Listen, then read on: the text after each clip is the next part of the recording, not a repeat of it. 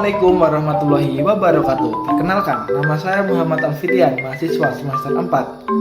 Kali ini saya sebagai perwakilan dari kelompok 5 ingin menyampaikan materi tentang kepemimpinan dan motivasi dalam mata kuliah kewirausahaan dosen pengampu Ibu Rinda Trisnawati MPDI. Apa sih kepemimpinan dan motivasi itu? Mari kita bahas. Oke, kita mulai dari pengertian kepemimpinan. Kepemimpinan merupakan proses yang dipengaruhi dan mengarahkan individu atau kelompok untuk mencapai tujuan bersama dalam suatu organisasi. Kepemimpinan melibatkan kemampuan untuk menginspirasi, memotivasi, dan mengkoordinasikan anggota tim dalam mencapai target yang ingin dicapai. Perbedaan pemimpin dan kepemimpinan. Pemimpin adalah individu yang memiliki wewenang formal dalam suatu organisasi, seringkali ditunjuk atau dipilih untuk memegang posisi. Sedangkan kepemimpinan adalah peran yang dapat diadopsi oleh siapapun, terlepas dari pangkat, jabatan, atau status mereka dalam hierarki organisasi. Oke, kita masuk ke teori kepemimpinan. Yang pertama ada teori karakter, yang kedua ada teori perilaku, yang ketiga ada teori kepemimpinan situasional, yang keempat ada teori kelompok. Oke, lanjut kita masuk ke etika kepemimpinan. Yang pertama ada berpendirian teguh, yang kedua jujur, 3 proaktif, 4 fleksibel, 5 komunikasi, 6 keberanian, 7 kesabaran, 8 mendengarkan, 9 layanan. Tujuan kepemimpinan. Yang pertama, menginspirasi dan mengarahkan. Yang kedua, menghadapi perubahan. 3 pengembangan tim. 4 meningkatkan produktivitas. Lalu ada juga fungsi kepemimpinan. Yang pertama, mengkomunikasikan visi. Yang kedua, pengambilan keputusan. 3 pengorganisasian. 4 mengukur kerja. 5 mengolah konflik. Lanjut kita masuk ke motivasi.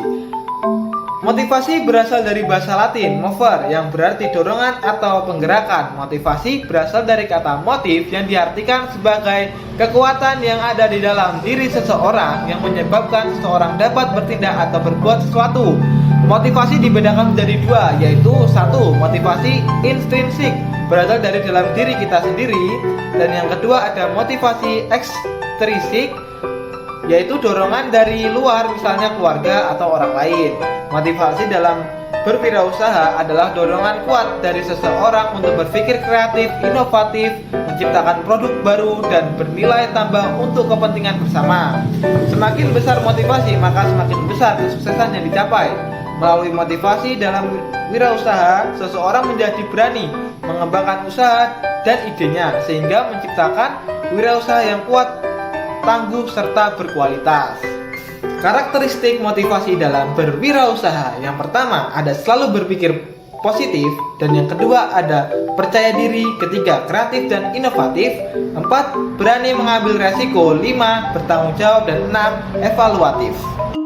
Jadi kesimpulan dari materi yang saya sampaikan tadi, seseorang wirausaha harus mempunyai jiwa kepemimpinan, karena menjadi seorang wirausaha sama dengan memimpin diri sendiri. Maka seorang wirausaha harus mempunyai kemampuan untuk menjadi pemimpin agar dapat menjalankan wirausahanya serta dapat mengendalikan karyawannya agar tujuan bisa tercapai. Motivasi memberikan dorongan intrinsik dan ekstrinsik bagi karyawan untuk bekerja tinggi, sedangkan kepemimpinan memberikan panduan, dukungan, dan inspirasi untuk mencapai hasil yang diinginkan. Tujuan penelitian ini yaitu untuk mengetahui pengaruh motivasi dan kepemimpinan terhadap prestasi kerja karyawan. Oke, mungkin hanya itu yang dapat saya sampaikan selaku perwakilan dari kelompok 5. Kurang dan lebihnya saya mohon maaf sebesar-besarnya. Saya akhiri. Wassalamualaikum warahmatullahi wabarakatuh.